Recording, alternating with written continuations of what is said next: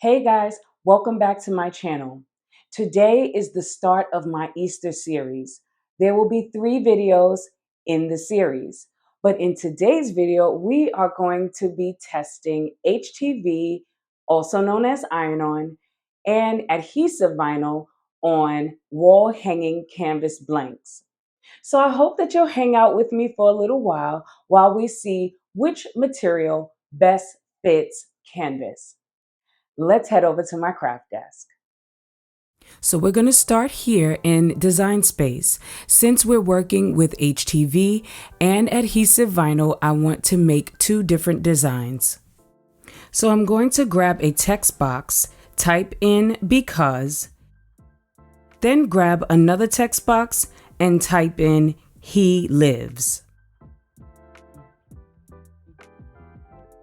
I already know which fonts I want to use for these. So I'm going to click on because, go to font on the top panel, which automatically brings you to the Cricut fonts.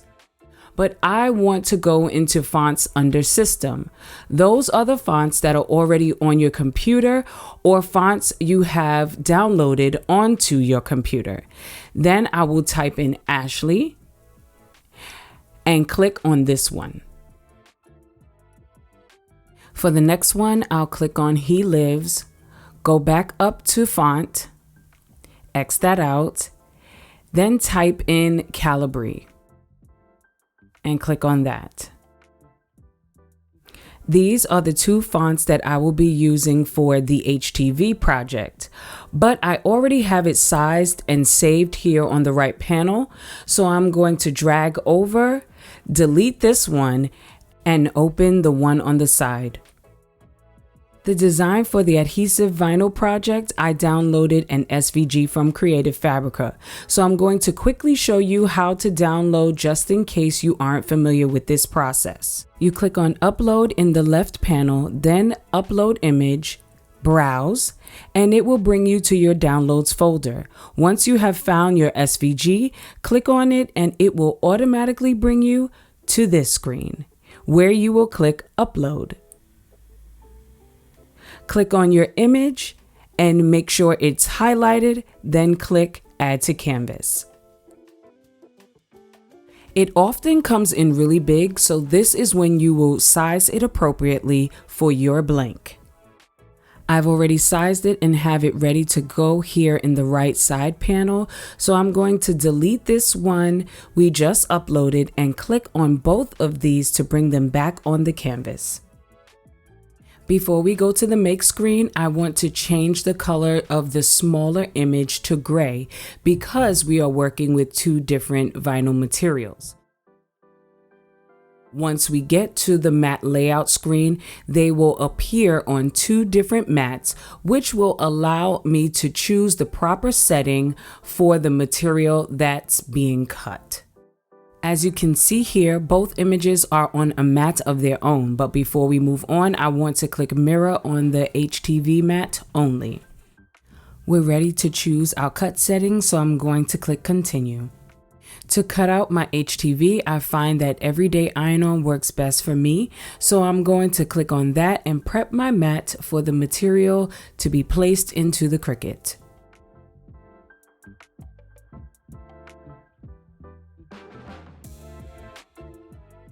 This mat is pretty old and it has lost its stickiness, so I have to reinforce the material with painter's tape and run my brayer tool over it a few times.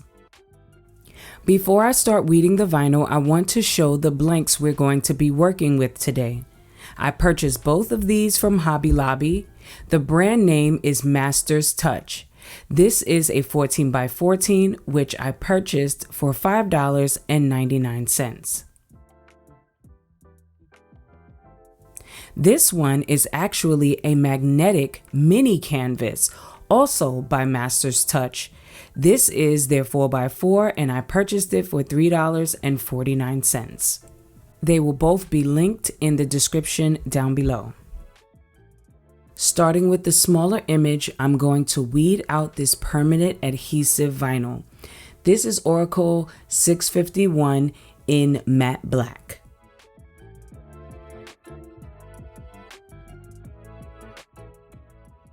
Look what I got. I finally ordered a new weeding ring. If you saw my last craft with me video, I mentioned that I needed a new one, so I went ahead and purchased it. But this one came with a stand. You can either leave it in here and weed like this, or tilt it and weed like that.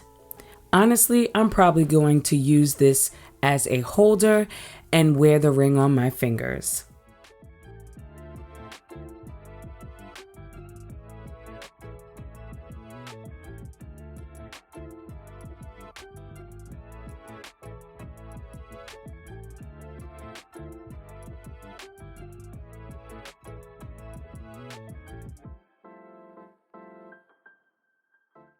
We've got both images weeded out, and I'm going to start by getting the adhesive vinyl onto the mini canvas.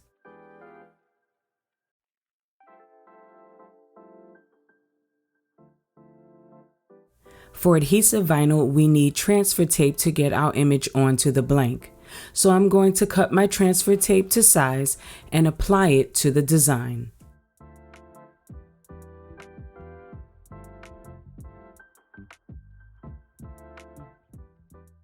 Here is our first blank, and it's time to test the adhesive vinyl on the canvas. Let's see how this goes. As I was burnishing the vinyl with my scraper tool, I could feel the buckling in the middle because of the gap in the back. I knew I needed to scrape the inside. Clearly, that one was too big, so I grabbed my Cricut scraper tool.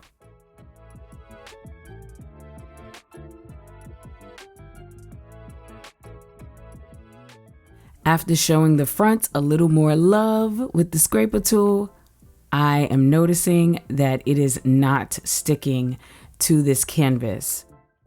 At this point, I was like, okay, let's just pull it off and see what happens. And only the L stuck. So I started scraping a little harder to see if I can get more of the letters to stick. I'm going to attempt to lift this transfer tape again, and I am trying my hardest to keep this vinyl on the canvas, but some of it was staying, some of it was lifting. By this point, I knew this was not going to work. Although I had a very strong feeling that it wasn't going to work before I tried it, but I wanted to make sure I did the demonstration. I will say, if you sit there and I guess force it to stay, and if you really, really want to try it, you might be able to get it to stay on there, but I don't know how long it would last.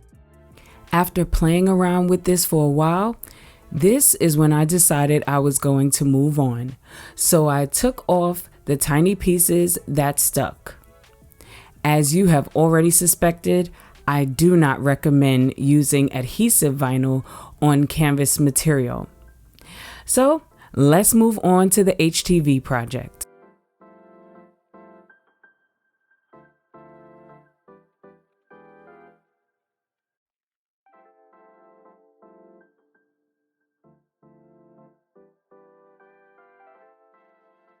Okay, let's get this HTV centered on the canvas, then bring in the heat press.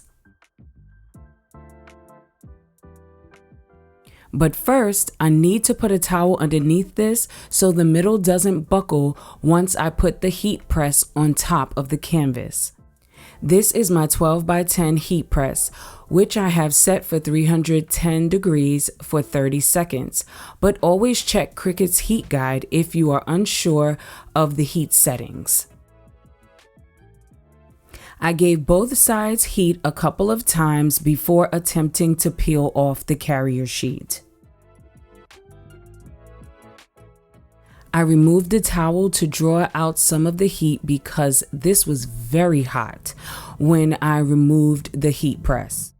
When I pulled back the carrier sheet the first 2 times, I noticed the B and the S weren't completely down. This is because the edge of both of these letters were against the wooden frame. My suggestion would be to flip the canvas over and measure the middle portion to size your design to avoid the frame. I decided to bring in my mini press to get a more concentrated press on the S and the B, and this did the trick.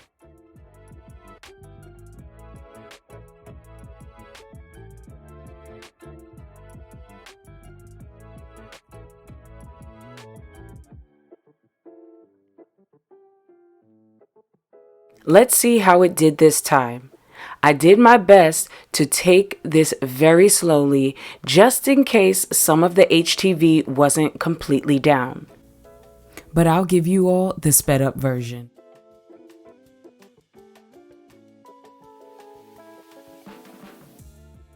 Okay, so this came out wonderfully.